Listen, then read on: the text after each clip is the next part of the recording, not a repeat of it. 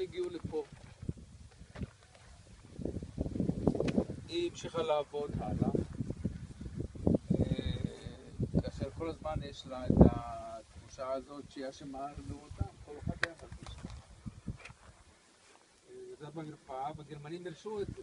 דרשו המרפאה הזאת לפעול, כמו שהרבה דברים הם עשו כדי להציג, אפילו הם צילמו סרטים שכאילו יש חיים מצוינים עם תיאטרון, עם בתי קפה, וגם מרפאה יש, אפילו כאן אולי אפילו צילמו את זה. בשלב שכבר כל הדברים האלה כבר עשו, התעמולה כבר נעשתה והסרטים כבר נעשו. אז הגיעו לשם חיילים למרפאה, שהיו שם חולים, דחפו אותם לחדר אחד, והיה להם להביות, שיורה אש, ושרפו את כולם.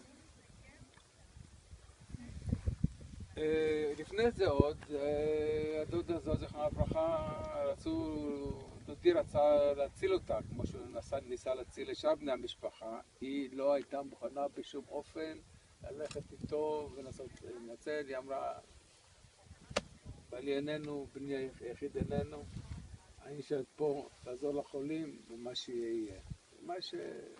מה שהיה היה. כאן פה, איפשהו. כל כך הרבה אנשים.